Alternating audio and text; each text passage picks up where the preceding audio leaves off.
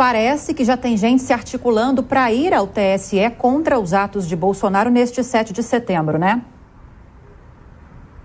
Exatamente, e são diversos, são representantes, advogados, o senador Randolfo Rodrigues também, que diz que vai recorrer ali aos ministros do STF, à Suprema Corte Eleitoral, inclusive, sendo mais exato, advogados da campanha do ex-presidente Lula, né, do candidato Lula, que na tentativa aí, na corrida eleitoral, afirmaram numa representação já enviada que o seguinte, que o atual presidente e candidato à reeleição, Jair Bolsonaro, usou a estrutura do Estado, as Forças Armadas, que montou essa estrutura onde o discurso acabou sendo realizado e divulgando também em diversas emissoras do governo federal, inclusive usando isso totalmente a favor de uma campanha eleitoral, que isso não é aceito. Usar o dinheiro do Estado, do governo, para de fato utilizar no ato de campanha, como foi feito inclusive no Rio de Janeiro. O que diz essa representação, que só existia um local para fazer o discurso, e foi justamente o local que o Exército fez essa instalação, essa estrutura, e que foi feito o discurso eleitoral de campanha, o que era um gesto do 7 de setembro. Essa repercussão continua nas redes sociais. Amanhã haverá um novo evento no Congresso Nacional em relação aos 200 anos, e aí a gente vai continuar acompanhando repercussão de opositores que de fato não aceitaram o que foi feito aqui hoje na capital federal, o discurso do presidente Jair Messias Bolsonaro. Lívia.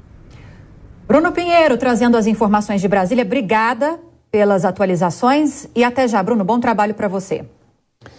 Vamos ouvir também os nossos comentaristas e quem chega agora para completar a nossa bancada nessa quarta-feira, para essa edição especial do Jornal Jovem Pan, com análise de tudo que acompanhamos nesse 7 de setembro, o bicentenário da independência, a Cristina Grêmio, que já está aqui com a gente também. E queria te ouvir, Cris, sobre esse primeiro discurso do presidente Bolsonaro pela manhã em Brasília. À tarde ele falou no Rio de Janeiro, a gente vai mostrar também. Mas nesse discurso hoje em Brasília foram vários os pontos e queria trazer aqui um deles que o Bruno mostrou pra gente, que foi a crítica do presidente aos institutos de pesquisa. O presidente chamou o Datafolha, especialmente o Datafolha, de mentiroso e apontou o que seria uma contraposição entre o cenário desenhado nas pesquisas de intenção de voto e aquilo que se viu hoje nas ruas, porque foi uma mobilização muito grande, impressionante mesmo hoje em Brasília, né? O espaço ali disponível da esplanada dos ministérios é muito grande e nas imagens a gente acompanhou. A esplanada estava completamente tomada pelos apoiadores do presidente. Numericamente, foi muita gente. Até mais cedo a gente estava conversando nos Pingos nos Is com o nosso companheiro aqui da Jovem Pan, José Maria Trindade, o Zé que conhece muito de Brasília, e ele falava que os políticos evitam, inclusive, fazer mobilizações, comícios ali na esplanada dos ministérios, porque é um local aberto, muito grande, e é difícil de ser totalmente ocupado. Mesmo quando tem muita gente, fica a sensação, olhando para as imagens, de que é uma aglomeração pequena. Mas não, o presidente Bolsonaro convocou para a esplanada dos ministérios esse ato do 7 de setembro e houve uma ocupação muito grande desse espaço lá em Brasília. Queria sua análise, Cris, sobre esse discurso do presidente e a mobilização como um todo pela manhã lá em Brasília. Boa noite, Cris. Boa noite, Vitor, Lívia, Miguel, Rodrigo e todos que nos assistem. Olha, primeiro eu queria corrigir conforme a minha opinião. Eu não acredito que isso tenha sido uma convocação do presidente da República. É claro que quando ele fez aquele lançamento, aquele ato de lançamento de campanha no Maracanãzinho, no Rio de Janeiro, ele mencionou, será a nossa última oportunidade, vamos para a rua? Claro, ele estava ali falando para os eleitores que se deram ao trabalho de entrar num estádio e acompanhar uma cerimônia de lançamento de candidatura. Mas muito antes disso, muito antes mesmo, Vitor, coisa de meses antes, nas redes sociais, a população já se mobilizava para ir para a rua no 7 de setembro. Tinha a tônica da celebração bicentenário da independência, tinha a revolta, que já vem do ano passado, até de antes disso, mas foi a tônica das manifestações de 7 de setembro de 2021, que era: não aceitamos o nosso STF aparelhado, desrespeitando a Constituição, cometendo atos ilegais, prisões, né, inquéritos de ofício, prisões arbitrárias, de pessoas que não têm foro privilegiado, sequer deveriam estar sendo julgadas pelo STF, a revelia do Ministério Público. Não preciso ficar lembrando aqui todas as ilegalidades cometidas por vários ministros, não só um. E, mais recentemente, os arroubos especificamente do ministro Alexandre de Moraes, que já avançou em muito a linha do tolerável. E, claro, a omissão do Senado. Jamais vamos deixar de lembrar a omissão do Senado, especificamente do presidente do Senado, Rodrigo Pacheco, que não coloca em votação os mais de 40 pedidos de impeachment de ministros que desrespeitam a Constituição. Então, esse caldo todo é que fez a população, parte da população, é verdade, mas uma parte considerável, começar a se mobilizar para em 7 de setembro voltar às ruas. Aí sim, depois houve uma convocação, mas as pessoas não estavam na rua hoje porque o presidente convocou. Não era um ato de campanha convocado pelo presidente, como a oposição tenta fazer parecer. E muito menos, mas muito menos, um ato antidemocrático ou para mostrar o tamanho do fascismo no Brasil, como andou dizendo aí o ministro Barroso. Então, é legítimo, era um dia de celebração da pátria, eu só lamento que haja tantos brasileiros que não consigam vestir a camisa verde e amarela e dizer que amam o seu país, torcer pelo seu país, reconhecer as melhoras, quando há melhoras no andamento da vida brasileira, na economia e tudo mais, para ficar preso num discurso rançoso, retrógrado, mofado dessa esquerda que quer destruir o Brasil e quanto pior, melhor para eles. E esses é que querem dizer que os atos de hoje foram antidemocráticos. Obviamente que não foram, foi mais um festival de civilidade pelo país inteiro, um grande amor à pátria, e eu tenho certeza que se Dom Pedro I tivesse condições de assistir isso, teria tido orgulho daquele grito do Ipiranga 200 anos atrás. Agora, Constantino, como a Cris mencionou agora, boa parte da oposição ao governo federal viu caráter eleitoral nos discursos do presidente Jair Bolsonaro, tanto em Brasília como também no Rio de Janeiro, mais ao fim da tarde. E o próprio senador Randolph Rodrigues disse que vai entrar na Justiça Eleitoral, no TSE, contra o presidente Jair Bolsonaro por ver o uso irregular da máquina pública a favor do candidato nesse período eleitoral. E a presidente do PT, Gleisi Hoffmann, disse que também vai conversar com o partido, porque viu esse caráter eleitoral nos discursos do presidente, sobre essa possibilidade de também entrar com uma ação na Justiça Eleitoral. Como você vê essas movimentações?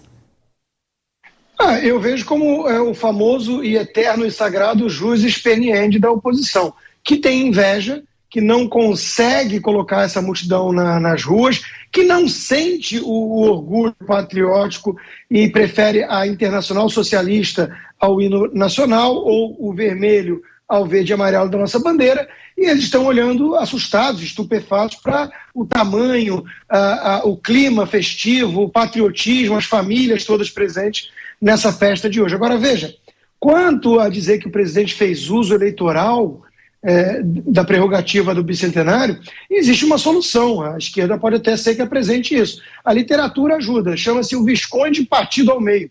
Então agora pode-se sugerir que o presidente Bolsonaro seja de alguma maneira cortado ao meio.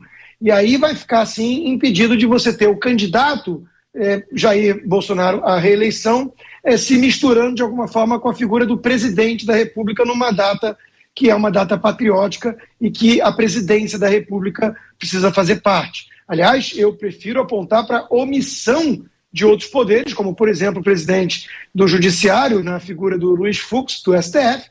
Eu acho que ali cabia estarem todos presentes nessa data festiva, principalmente em Brasília. Então, de novo, como é que você vai acusar o presidente de fazer campanha eleitoral numa data que é uma data patriótica, que une todos e que ele é o presidente da República desse país? E que cá entre nós ajudou muito, sim, a resgatar esse clima de patriotismo também.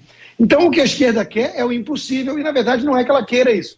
Ela quer mais narrativa, mais interferência do TSE na campanha eleitoral para tentar, de alguma forma, distorcer o jogo e criar dificuldade para o presidente.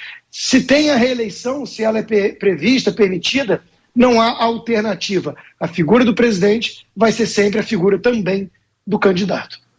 E, Daúde, aproveitando que o Constantino tocou nesse ponto, queria te ouvir justamente sobre as ausências desse ato de hoje em Brasília, porque houve convites aos chefes dos outros poderes, ao presidente do Supremo Tribunal Federal, ministro Luiz Fux, aos presidentes da Câmara, deputado Arthur Lira, e do Senado, Rodrigo Pacheco, para que eles também participassem desse ato em Brasília, mas eles não compareceram. Só o presidente Jair Bolsonaro é quem esteve lá. Você acha que eles deveriam ter aceito, deveriam ter participado?